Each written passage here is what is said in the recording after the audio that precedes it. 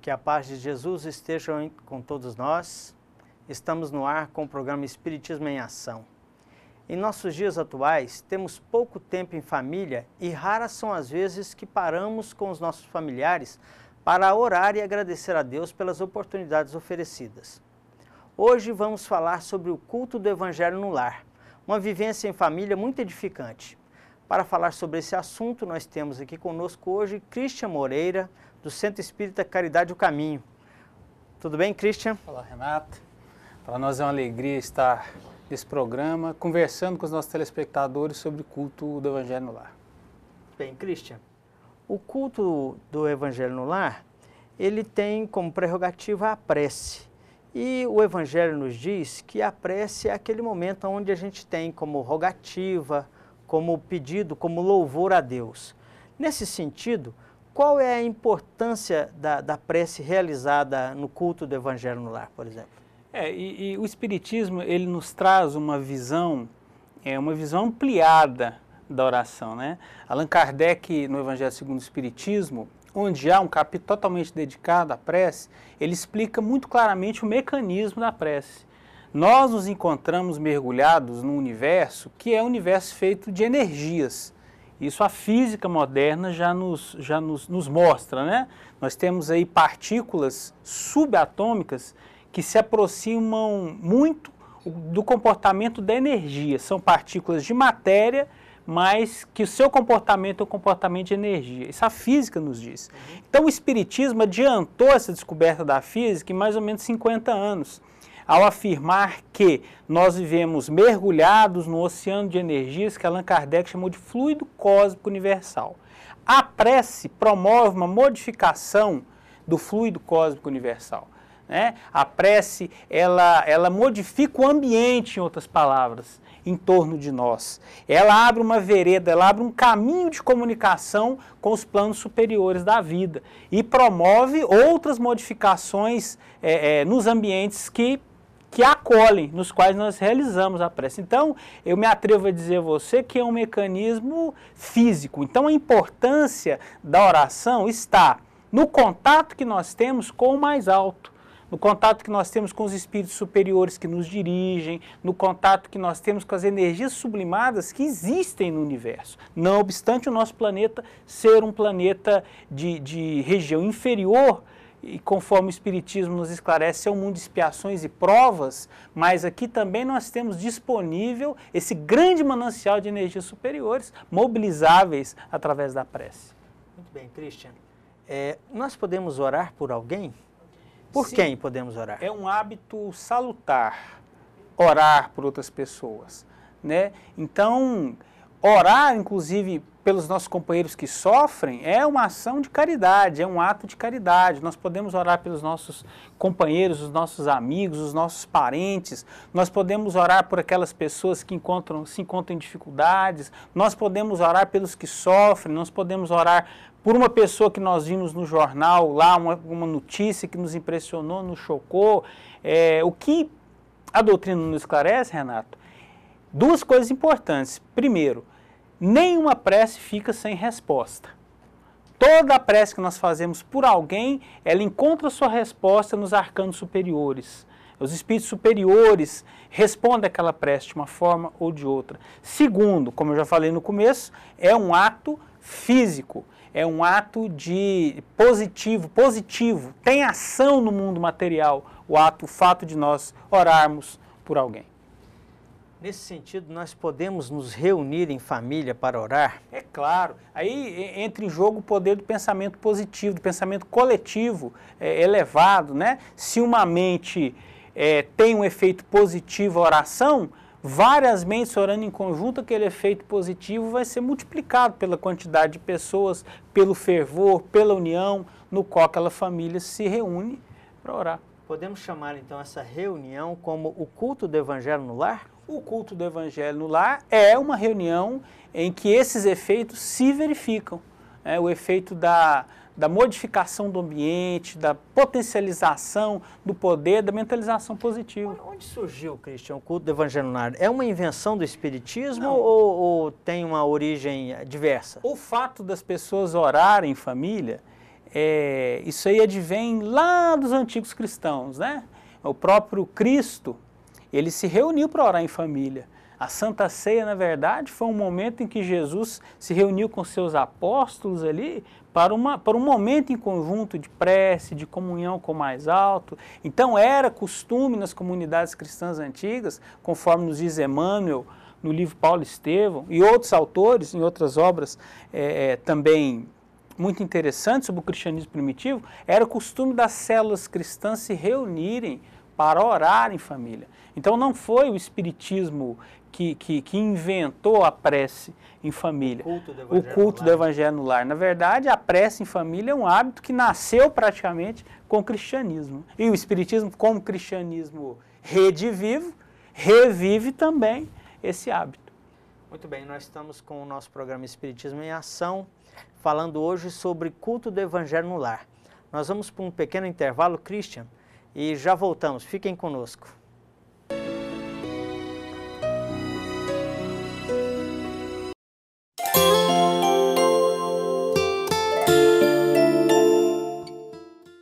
O Espiritismo vem trazer uma nova luz, mostrando que todos nós temos responsabilidade pelos nossos atos, inclusive justificando e esclarecendo que o momento das dores, do sofrimento, não estão vinculados obrigatoriamente à vida de hoje.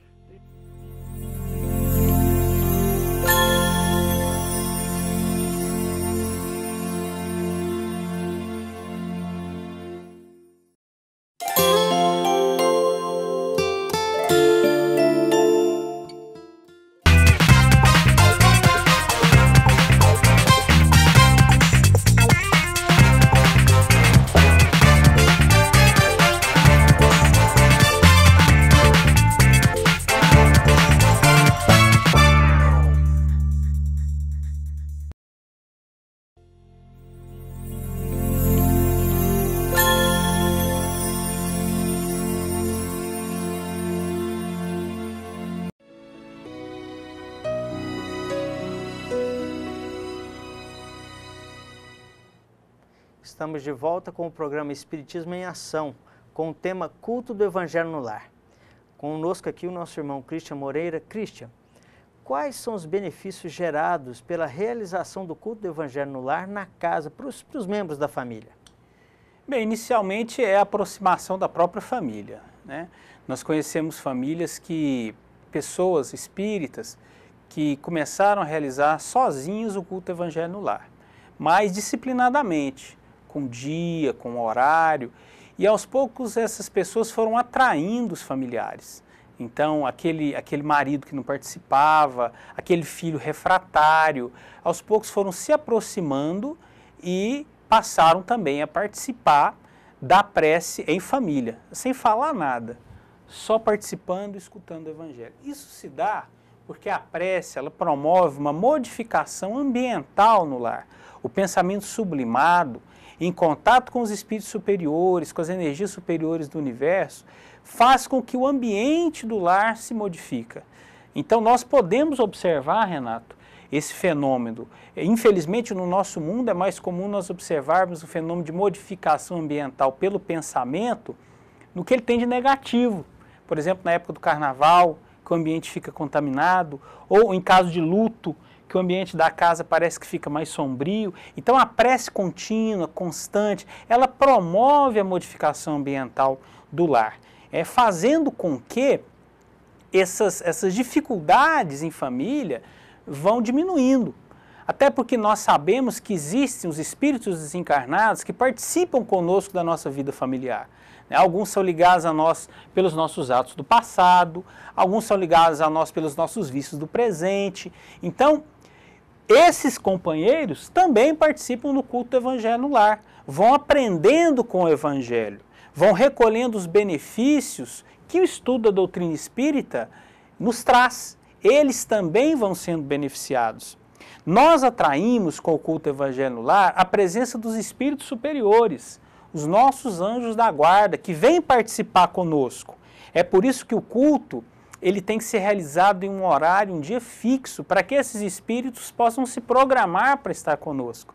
Porque no plano espiritual essa disciplina ela é muito mais rígida do que no plano físico. Então, se nós temos essa prece em família, com dia e horário marcado disciplinadamente, os mentores participam conosco. Né? É o compromisso que eles têm conosco. Lembremos que nossos anjos da guarda, eles nos amam às vezes muito mais do que qualquer encarnado que existe próximo a nós. Né? Então, a presença deles, a modificação das energias do lar e a evangelização dos espíritos necessitados que ali se encontram, isso tudo em conjunto, promove um benefício, uma melhoria intensa na vida familiar. Isso só na casa ou você pode também mensurar esse benefício para aquela vizinhança, para a coletividade na região? A literatura espírita nos traz alguns casos, né?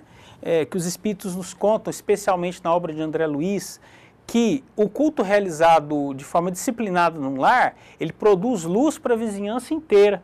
Inclusive ele conta um caso, André Luiz, de um culto no lar que o culto era assim tão bem assistido que eram trazidos espíritos da vizinhança, espíritos que não tinham a ver diretamente com o lar, para que fossem evangelizados ali também naquela oportunidade, porque os espíritos superiores eles aproveitam todas as oportunidades de evangelização das criaturas. Cristian, né? Uma preocupação, às vezes, que a gente percebe nas pessoas é exatamente nesse ponto que você tocou, pelo fato de que o culto no lar estaria atraindo irmãos sofredores para casa. Isso poderia ser prejudicial ao ambiente da casa? Não é, porque isso acontece sob a supervisão dos espíritos superiores.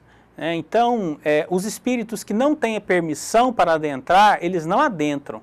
Inclusive, o próprio André Luiz nos esclarece que são colocados até barreiras magnéticas de proteção, sinais luminosos. É impressionante isso, né? Para nós estamos aqui no plano físico. Para que os espíritos necessitados que não tenham condição ou que não tenham convite, autorização, não penetrem naquele lar. O culto no lar que promove isso. Aqueles espíritos que estão ali para perturbar, eles não entram nem no momento do culto, nem em outro momento nenhum. E segundo a recomendação de Jesus, onde estivessem 2 ou mais pessoas reunidas em seu nome, ali também ele estaria, né? O culto no lar é essa oportunidade de termos a presença de Jesus em nossa casa? O culto no lar é a presença de Jesus junto conosco. O Evangelho, ele tem poder transformador. O Evangelho tem poder de modificar as pessoas e de modificar o entorno. Então, quando nós trazemos o Evangelho para dentro do nosso lar, nós estamos trazendo o que de mais poderoso há no universo para que a nossa casa adquira melhoria, equilíbrio, que é o Evangelho de Jesus Cristo. Muito bem. Meus irmãos, nós estamos com o programa Espiritismo em Ação, falando hoje com o nosso irmão Cristian Moreira a respeito do culto do Evangelho no lar. Nós vamos para mais um pequeno intervalo e já voltamos com a nossa programação.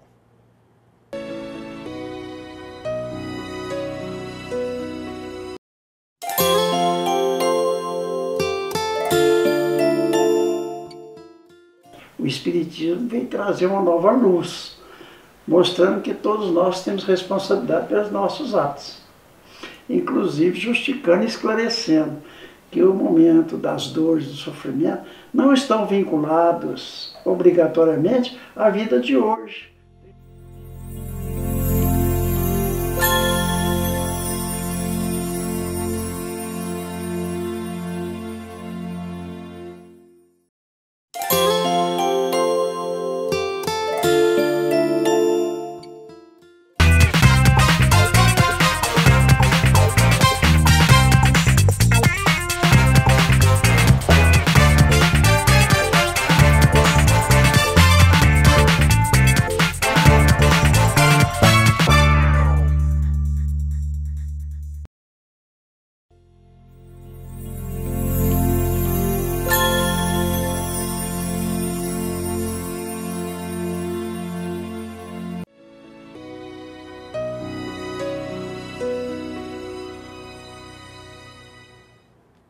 Estamos de volta com o programa Espiritismo em Ação, falando hoje sobre culto do Evangelho no lar. Cristian, uma das preocupações que surgem na realização do culto dada a questão inspirativa da pessoa, momento de oração, a pessoa se eleva, que é natural, é normal também que algumas pessoas acabem incorporando ou dar passividade à mediunidade. É aconselhável essa ação dentro do culto no lar, na casa? Olha, isso não é recomendável. A casa espírita nos oferece os recursos necessários para as expansões da nossa mediunidade. Tudo isso dentro de um programa de disciplina, dentro de um programa de aprendizado e de caridade. Então, o lar não é local para que nós demos expansão às nossas possibilidades mediúnicas, por uma série de fatores. Não existe ali ambientação necessária, é uma atitude assim arriscada, não existe o suporte de uma equipe mediúnica como existe na casa espírita. Então, isso não é recomendável. O que fazer então, Christian, neste caso? Olha, a pessoa que tem a mediunidade assim, aflorada e descontrolada inicialmente, nós recomendamos que procure o tratamento espiritual numa casa séria, numa casa bem orientada, para que a sua mediunidade possa ser inicialmente trabalhada para que se equilibre. E posteriormente, que busque os cursos na casa espírita, para que no momento oportuno essa mediunidade possa se transformar num instrumento de trabalho para os espíritos superiores, mas tomando todo cuidado, toda atenção para não dar expansão à mediunidade no ambiente do lar. Muito bem, nós vamos ver então agora uma matéria que vai nos mostrar o culto do Evangelho no lar, simples, mas que dá bem a dimensão dessa realização em nossa casa. Essa é a casa do Sr. Adão e hoje nossa equipe de reportagem vai participar de uma atividade muito importante para todos os moradores deste lar. Vamos lá?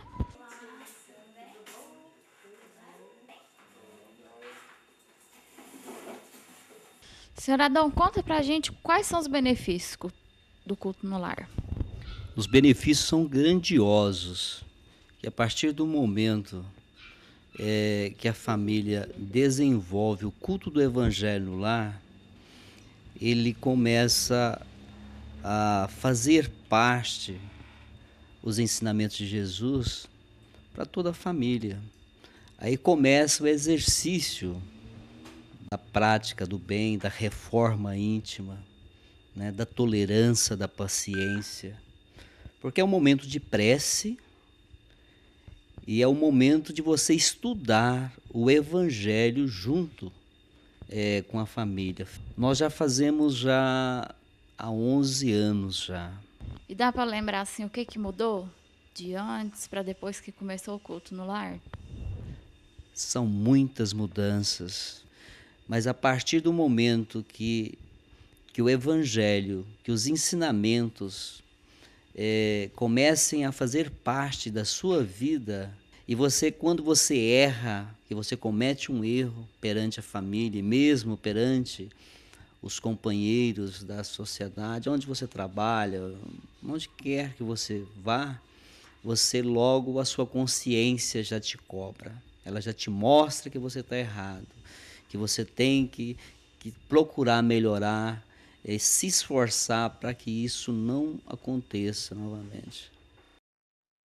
Muito bem, estamos de volta. Então, Christian, nós vimos na matéria aí uma família reunida em torno de uma mesa com a realização do culto. Você pode nos dizer o que significava aquela reunião ali na mesa, como realiza o culto? O culto lar tem uma metodologia.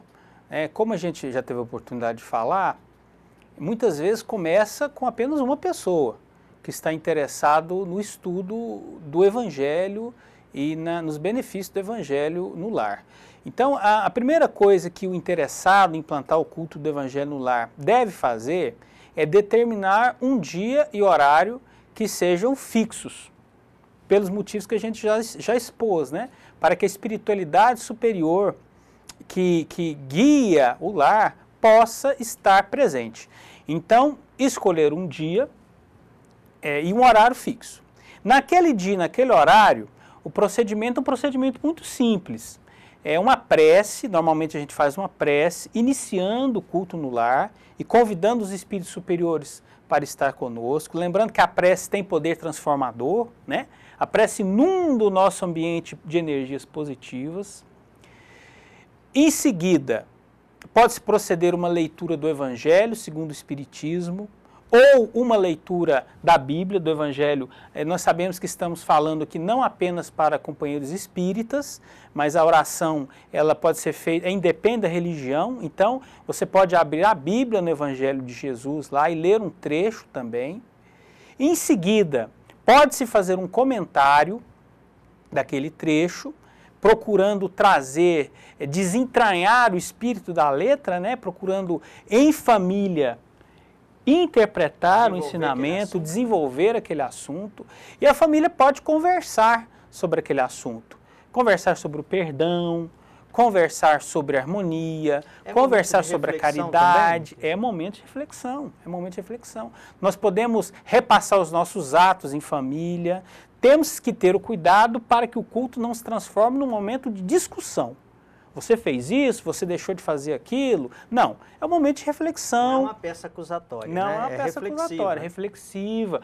Na verdade, nós temos que buscar trazer o ensinamento do Evangelho para nós, cada um individualmente, né? E trazer para o nosso convívio familiar. Olha, isso nos ensina o quê? Isso nos ensina que nós podemos melhorar aqui no nosso lar isso ou aquilo, né?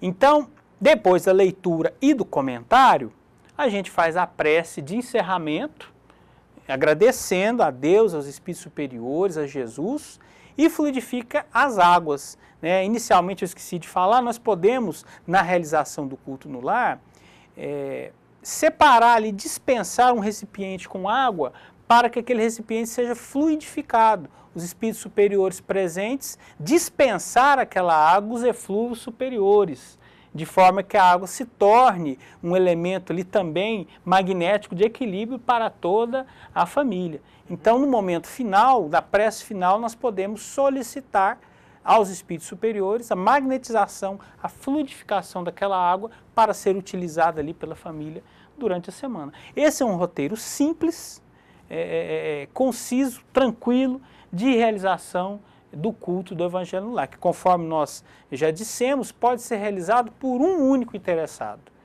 que o poder transformador da prece e da presença dos espíritos superiores vai atraindo os outros familiares para o momento da oração em família. Falando nisso, é razoável, é factível, ou seja, é possível que nós tenhamos presença da criança no culto do Evangelho? Claro, claro. A criança está convidada para participar do culto no lar. Desde que nós possamos nivelar os ensinamentos, devemos tentar fazer isso, nós somos pais, somos tios, somos avós, nivelar os ensinamentos ao nível da criança. Existem até, inclusive, alguns livros infantis, que, por exemplo, a editora Alto de Souza tem o livro dos Espíritos para Crianças, que nós utilizamos no nosso culto Evangelho no lar. Eu que tenho 2 crianças em casa, pequenos, então pode ser, inclusive, trazido livros infantis para que as crianças aproveitem aquele momento. É atrativo, né? É a metodologia para elas, para que elas também aproveitem aquele momento. Lembrando que o espírito infantil, ele está criança. E aquele momento é o momento da vida da criança que ela mais aprende, a vida do espírito que ele mais aprende é na infância. Muito bem. Nessa linha de raciocínio, quais seriam as obras que a gente poderia usar, além do Evangelho? Tem assim a necessidade ou a possibilidade de a gente utilizar outras obras? A gente pode utilizar, por exemplo, as obras de Emmanuel, né, o Fonte Viva, o Vinha de Luz. Nós podemos utilizar para criança essas obras da editora Alto de Souza, que a gente gosta muito, o Livro dos Espíritos para Crianças, que é uma obra muito bacana. Nós podemos utilizar, sim, livros subsidiários que nos auxiliem na compreensão, que nos tragam também ensinamentos novos. Muito bem, meus amigos, nós estamos chegando ao final do nosso programa Espiritismo em Ação. Tivemos a grata satisfação de termos aqui hoje o nosso irmão Christian Moreira, do Centro Espírita Caridade do Caminho, e nós tivemos a oportunidade também de falar sobre o Evangelho de Jesus. Nós devemos sempre nos lembrar que é a oportunidade de trazer Jesus para dentro da nossa casa, para dentro do nosso lar, é com o culto do Evangelho no Lar. Existem inúmeras outras. O culto é essa possibilidade clara, específica de nós trazermos Jesus para dentro da nossa casa, é o momento da gente discutir sobre o Evangelho, na urbanidade, né, da convivência entre família.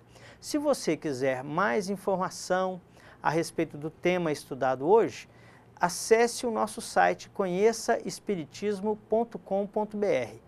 Muita paz a todos, que Deus nos ilumine e possa nos amparar sempre.